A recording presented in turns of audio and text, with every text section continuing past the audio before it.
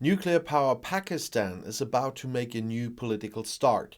Following the vote of no confidence in Prime Minister Imran Khan, the parliament in Islamabad could elect a new head of government as early as today when I'm filming this. The National Assembly should convene at 2 p.m. The Parliamentary Secretariat said that Pakistani's parliament had withdrawn its confidence in Prime Minister Khan on Sunday night. 174 MPs out of 342 ultimately voted against the former cricket star. Supporters of the governing parties had left the hall before the vote. The no-confidence vote marked the culmination of a week-long political crisis during which Khan and his supporters repeatedly resorted to political tricks to avoid ouster.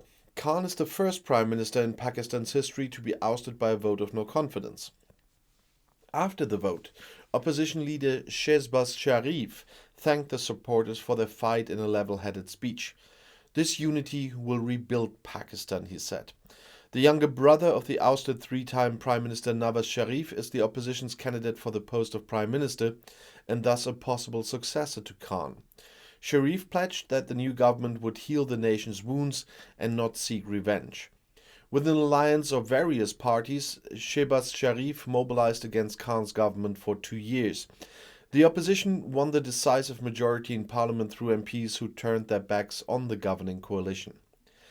Khan has always had a wafer-thin majority. Criticism of the Prime Minister had recently increased, mainly because of the poor economic situation in the country with high inflation. His government was unable to implement the Islamic welfare state promised by Khan. The events surrounding the vote of no confidence on Saturday could hardly be surpassed in terms of drama. Parliament Speaker Asad Kaiser, a member of Khan's Tehreek-e-Insaf party, who has been chairing the session since early morning, repeatedly delayed the vote. Government officials gave hours of speeches to delay it. The heated debates between the government and the opposition were interrupted several times. The most important access roads to Parliament had previously been blocked by shipping containers for fear of violent protests. It wasn't until just before midnight that Kaiser suddenly resigned, clearing the way for the vote.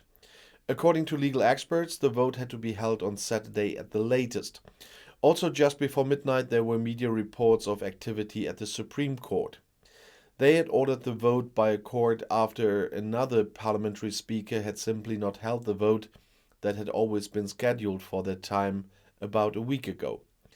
As a result, President Alvi even dissolved Parliament on Khan's advice.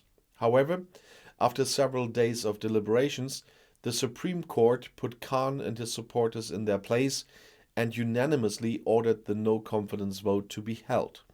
It also reversed the dissolution of Parliament. Kaiser, observers suspect, gave in at the last minute for fear of personal consequences. The military, which is so powerful in the country and has already taken power 4 times in history, held back throughout the crisis and did not intervene. Khan turned out to be a bad loser. In his first public reaction to his dismissal, he wrote on Twitter on Sunday that although Pakistan has been an independent state since 1947, the country's freedom struggle is now beginning again. He indirectly called for protests. It's always the people of the country who defend sovereignty and democracy, he wrote. Since it became apparent that he would lose the vote, Khan has spoken of an alleged foreign conspiracy against him and tried to use anti-Western rhetoric to create sentiment in his favor.